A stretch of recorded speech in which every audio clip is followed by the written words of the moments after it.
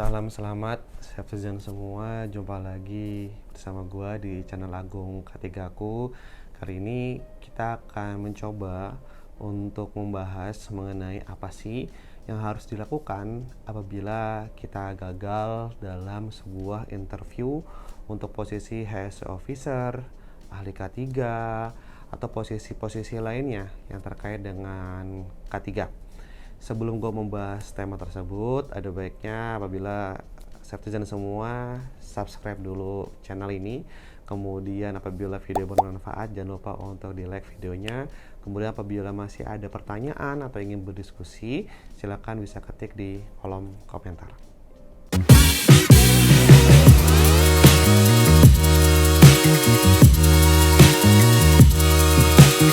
Citizen semua, pada umumnya apabila ada sebuah posisi pekerjaan, maka akan ada pengumuman dari pemberi kerja dan akan diikuti dengan pengiriman lamaran dari para pencari kerja.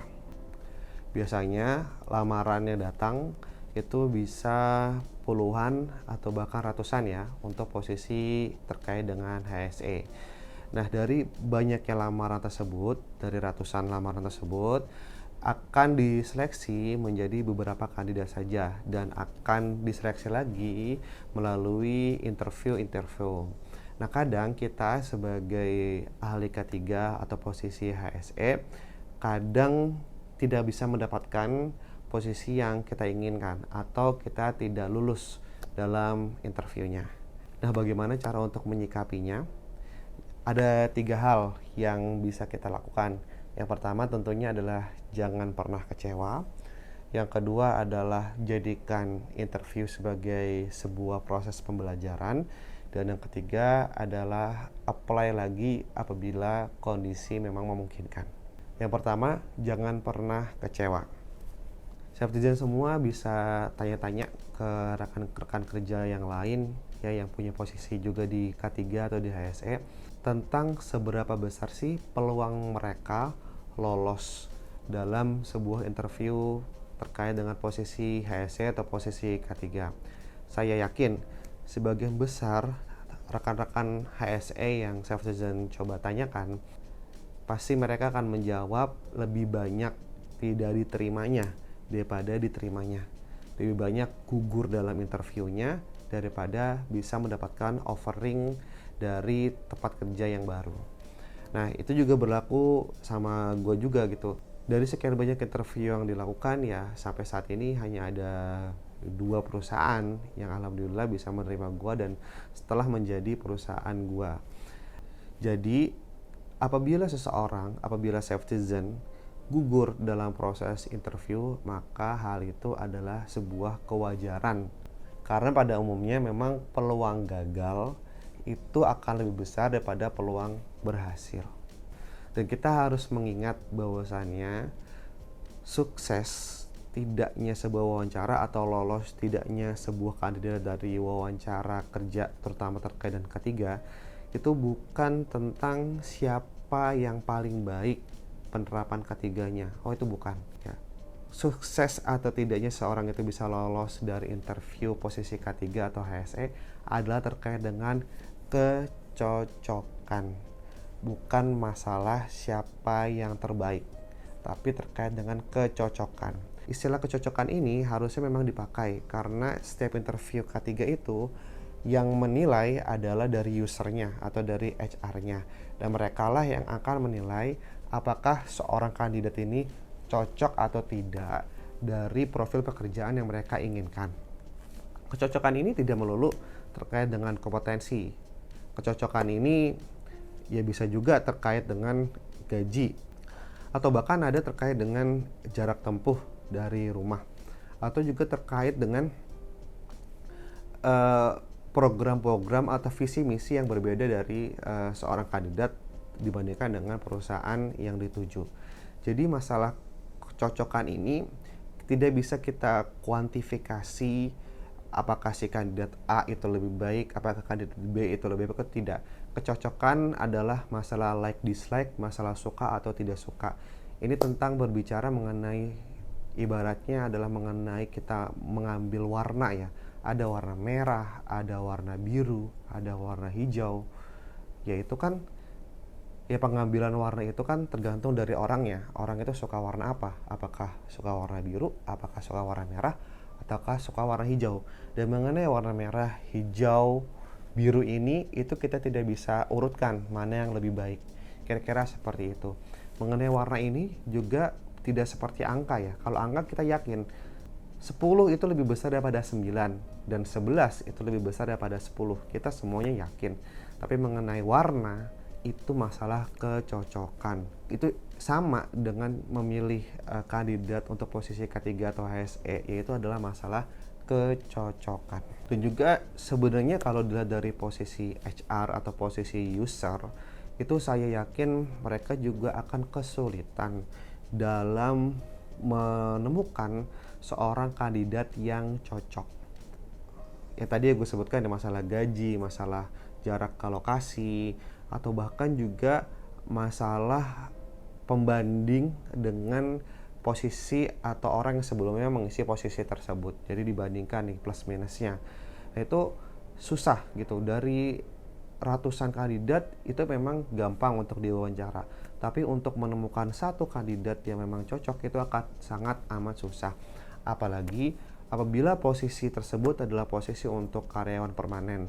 Nah, tentunya perusahaan itu tidak mau sembarangan dalam memilih karyawan. Karena karyawan permanen itu kemungkinan besar akan bersama dengan perusahaan seumur hidup si karyawan sampai karyawan itu pensiun. Jadi benar-benar harus cocok di awal dan bisa dikembangkan hingga bisa pensiun juga dengan baik juga untuk karyawan tersebut. Safety Zen itu tentang hal pertama yang harus dilakukan adalah jangan kecewa. Hal kedua yang harus dilakukan adalah ambil pelajaran dari interview yang ada. Ya memang kita belum berhasil untuk mendatangkan pekerjaan untuk diri kita sendiri.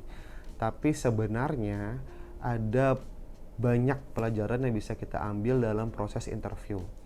Sebagai contoh ya, gue pernah interview terkait dengan masalah pada saat itu disinggung masalah TRIR ya, Total Recordable Incident Rate. Dan TRIR itu sebenarnya sebuah konsep yang memang sudah ada dihitung dari OSHA di Amerika Serikat, tapi secara pemahaman gue sebenarnya pemahamannya belum sampai situ. Dan after interview ya gue mencoba untuk membaca-baca referensi dan gue juga menemukan ternyata tools dari TRIR ini memang sangat bermanfaat sebagai pembanding antara sebuah industri dengan industri lain. Jadi mulai gue pahami, gue follow up dari TRIR ini. Dan juga ada pada saat itu interview yang menyinggung masalah 3P, 3P untuk sustainability. Nah, ya gue nggak tahu ya masalah 3P ini sebenarnya apa. Padahal sebenarnya itu adalah hal yang basic. Dan ya gue paham sih kenapa interviewernya itu mungkin nggak meloloskan gue ya. Karena itu benar-benar masalah yang basic. Nah, setelah interview, gue ingat-ingat pertanyaannya. Memang tadi pertanyaan 3P itu akhirnya gue googling dan gue menemukan bahwasanya 3P itu singkatan dari people, planet, dan profit. Hal 3P ini sebenarnya bermakna bahwasanya sesungguhnya sustainability ini tidak hanya bermanfaat untuk planet atau bermanfaat untuk lingkungan, tapi juga sebenarnya bermanfaat untuk people ya, bermanfaat untuk orang, karena untuk generasi-generasi zaman sekarang itu sangat melek ya terhadap sustainability yang dibawa, value sustainability yang dibawa oleh sebuah perusahaan.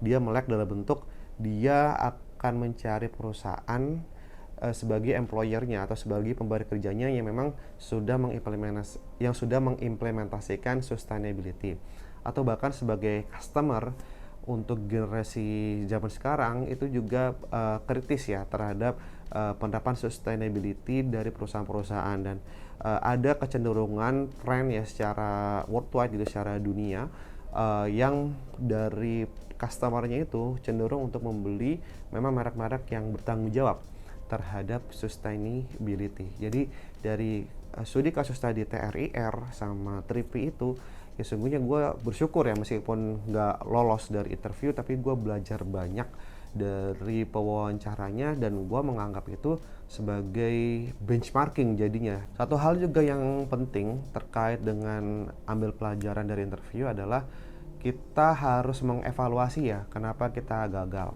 Pertama, untuk mengevaluasi itu ya kita bisa mengingat-ingat kita itu gagalnya di mana. Apabila kita gagal misalnya di proses awal yaitu di screening CV, ya berarti kita harus sebisa mungkin untuk mengimprove CV kita. Mengimprove ini tidak hanya masalah apa yang tertulis di situ ya, masalah desain segala macam, warna segala macam, bukan hanya itu, tapi juga masalah apa yang harus diisi dari CV itu. Bermakna bahwasannya kita harus meningkatkan kompetensi yang tadinya mungkin kita tidak memiliki kompetensi ahli K3 umum. Nah, sekarang kita lengkapi dengan kompetensi ahli K3 umum yang sebelumnya mungkin untuk experience kita itu masih kurang. Why not ya kita mencoba untuk mengajukan diri untuk mendapatkan kesempatan magang di perusahaan-perusahaan yang memang besar, perusahaan-perusahaan multinasional ya, meskipun sebenarnya kita sudah lulus gitu ya, itu nggak ya, di beberapa perusahaan itu nggak menjadi sebuah masalah sih untuk ngambil magang ketika kita sudah lulus. Semata-mata ya kita untuk menambahkan poin di CV kita, membuka mata tentang industri yang kita tuju, dan itu akan sangat dipertimbangkan oleh para interviewer. Nah, apabila kita gagal di tahap HR, kemungkinan gagalnya itu karena hal-hal yang basic semacam ya tadi yang gue udah sebutkan, misalnya adalah gaji yang tidak cocok ya. Gaji tidak cocok ini artinya adalah gaji sekarang di perusahaan existing dan gaji yang kita minta di perusahaan yang dituju. Nah, itu nggak cocok atau perusahaan tidak mampu, tidak mau untuk membayar gaji kita. Nah, atau terkait tadi masalah lokasi perusahaan, atau misalnya keluarganya tidak fully support terhadap pekerjaan ini, entah gimana bisa disimpulkan hal tersebut ya, itu bisa menjadi konsiderasi ya, bisa menjadi pertimbangan dari HR untuk pada akhirnya tidak meloloskan Safetizen. Dan yang ketiga, apabila kita gagal dalam tahap user, kemungkinan kita masih kurang dalam pemahaman teknikal.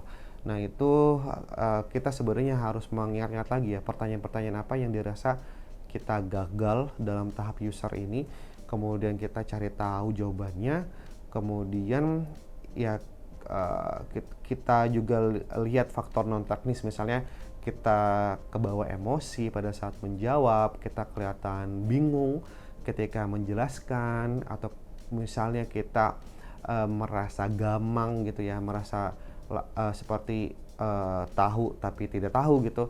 Nah, itu harus dievaluasi ya hal-hal seperti itu, kalau perlu dicatat agar nanti mudah-mudahan ada interview selanjutnya dan kita bisa lebih baik daripada interview yang sebelumnya. Yang ketiga adalah jangan pernah menyerah. Sebenarnya dulu ketika awal-awal gue bekerja ya, ada sebuah perusahaan yang mau interview gue, kemudian gue ingat banget pada saat itu usernya bertanya, apabila kamu gagal untuk mendapatkan posisi ini, apa yang akan kamu lakukan? Terus pada saat itu karena gue masih polos ya, gue bilang ya gue jujur aja bahwasanya gue kecewa dan gue sangat menginginkan posisi ini ya, sehingga wajar kalau misalnya gue kecewa. Nah, sesungguhnya itu bukan jawaban yang paling tepat. Ya, memang secara diri pribadi Safetizen bisa merasa kecewa, yaitu manusiawi ya. Tapi dalam proses interview sesungguhnya ya kita harus menjawab dengan jawaban-jawaban yang diplomatis. Nah, apabila Safetizen ditanyakan hal tersebut oleh HR atau dari user, maka Safetizen apabila memang benar-benar menginginkan perusahaan tersebut ya, apabila memang mengimpikan ya, memang benar-benar perusahaan impian untuk perusahaan tersebut, ya Safetizen harus berkata bahwasannya ya nggak apa-apa, bapak atau ibu bisa menggagalkan saya hari ini, tapi saya pasti akan melamar lagi di kesempatan selanjutnya jika memang kondisi masih memungkinkan, insya Allah. Nah, Safetizen bisa menjawab seperti itu. Itu jawaban yang diplomatis yang menunjukkan keinginan kuat kita untuk meng-apply, tapi kita cukup legowo ya kita cukup bersabar apabila kita tidak diterima di perusahaan itu. Dan apabila suatu saat memang ada lowongan lagi dan kita ditawarkan untuk mengisi posisi tersebut, namun ternyata kondisi itu tidak memungkinkan, ya sebenarnya kita masih punya escape jalan keluar ya tadi dengan mengatakan bahwasanya apabila kondisi memungkinkan.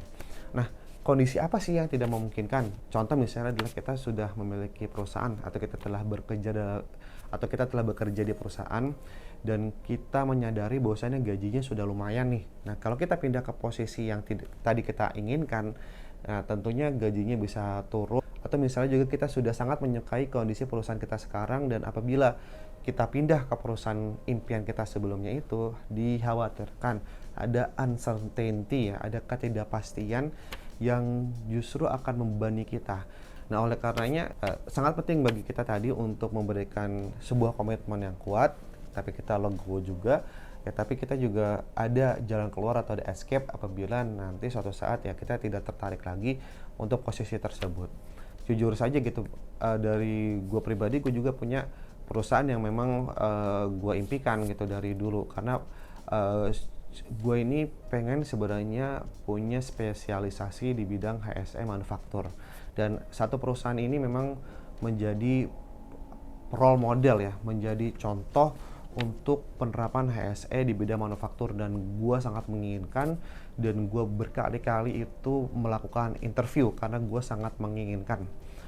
Nah, kalau nggak salah gue 3-4 kali interview ya pada saat itu interviewnya sampai ke user atau bahkan sampai ke plant manager. Nah, apabila ditanyakan kepada gue gitu, apakah gue ingin mencoba kesempatan lain untuk mendapatkan posisi di perusahaan tersebut, untuk saat ini sepertinya tidak, karena memang gue sudah happy di perusahaan yang sekarang, dan gue lihat di perusahaan yang ini kayaknya untuk saat-saat ini bisnisnya tidak terlalu bagus. Jadi ya gue fokus terhadap perusahaan gue yang sekarang, dan ya gue cukup legowo gitu. Gue nggak melanjutkan di perusahaan yang tadi gitu. Mungkin itu juga sebagai sebuah rahasia Allah juga ya, kenapa gue nggak diterima bahkan sampai setelah interview 3 kali ya. Ya mungkin karena memang sudah ditakdirkan gitu untuk ada di posisi sekarang yang memang secara posisi itu lebih gue suka gitu daripada posisi yang gue kejar sebelumnya itu. Karena memang posisi yang gue kejar sebelumnya itu ya relatif lebih challenging ya daripada yang sekarang. Mungkin butuh effort yang lebih banyak, butuh waktu yang lebih banyak untuk bekerja di situ. Jadi tadi 3 hal Cheftizen apabila kita gagal dalam sebuah interview. Yang pertama adalah jangan kecewa, yang kedua adalah jadikan interview itu sebagai sebuah pembelajaran, dan yang ketiga adalah jangan pernah menyerah terhadap kegagalan dalam interview. Sebuah cerita juga ya, gue juga pengen share sebenarnya ketika awal-awal gue apply pekerjaan-pekerjaan terkait dengan HSE, gue sudah mulai apply itu semenjak ijazah itu belum gue pegang gitu ya. Jadi gue lulus skripsi itu langsung gue apply di banyak perusahaan. Kalau dihitung mengenai berkas yang gue apply gitu, kertas-kertas yang gue kirimkan gitu, gue apply job segala macam, job CDC segala macam, bahkan gue apply di Career Expo dan segala macam, mungkin udah ratusan aplikasi ya, ratusan lamaran yang gue sampaikan kepada employer atau kepada pemberi kerja. Gue pernah interview untuk posisi di Kalimantan, gue pernah interview untuk posisi di Tangerang gitu, gue pernah interview untuk posisi di Jakarta gitu, dan alhamdulillah banget ya gue gagal dalam interview yang tadi gue sebutkan, dan alhamdulillah banget gue mendapatkan pengalaman pertama gue as fresh graduate ya, pengalaman kerja pertama gue di sebuah perusahaan multinasional dengan pabrik yang sangat amat bagus dan punya standar HSE, punya standar K3L yang juga sangat amat bagus, dan gue bangga ya pernah menjadi bagian dari perusahaan tersebut ya. Mungkin ini juga karena orang tua juga yang mendoakan agar pekerjaan dari gue ini pekerjaan dekat-dekat aja lah, nggak usah jauh-jauh, dan pada akhirnya dapat tuh lowongan HSE di perusahaan tersebut. Dan mungkin gue pernah cerita ya, gue interviewnya itu pertama kali interview sama HRD-nya itu di hari Sabtu. Jadi gue lagi naik motor, tiba-tiba dapat telepon gitu dari HR. Dan lu tahu ya kalau misalnya naik motor itu kan nggak kedengeran gitu ya. Handphone di kantong atau di tas itu kan nggak kedengeran gitu. Tapi alhamdulillah banget pada saat itu gue nggak tahu kenapa ya gue merasakan handphone gue itu bergetar ya. Dan gue tuh sangat jarang ya setting handphone gue itu di posisi ada suaranya. Pasti selalu bergetar gitu kalau misalnya ada telepon, karena gue males ketika sholat misalnya tiba-tiba bunyi gitu ya. Gue nggak pengen kayak gitu, akhirnya gue posisinya fitur mode getar gitu ya.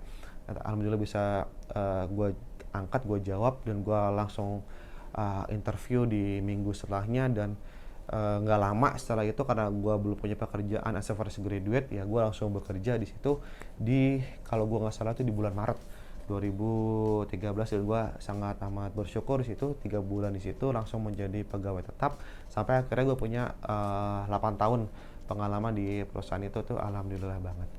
Jadi ya pesannya buat self designer semua, mungkin apabila kita gagal di sebuah interview, ya Allah Tuhan yang Maha Kuasa itu pasti telah menyediakan pintu rezeki lain yang mungkin lebih baik untuk kita.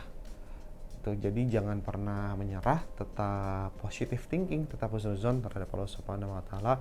Mudah-mudahan gue doakan buat citizen semua agar bisa mendapatkan pekerjaan yang memang terbaik untuk citizen semua, sekalipun saat ini mungkin citizen tidak tahu pekerjaannya seperti apa. Citizen semua itu kita telah membahas tentang apa sih yang harus dilakukan apabila kita gagal dalam sebuah interview posisi K3 atau posisi HSE. Apabila citizen suka video ini, jangan lupa di like. Apabila ada komentar, jangan lupa ketik di kolom komentar. Dan apabila bermanfaat video ini, jangan lupa untuk cek video lain dan subscribe channel Agung K3ku. Gua Agung K3ku, salam selamat.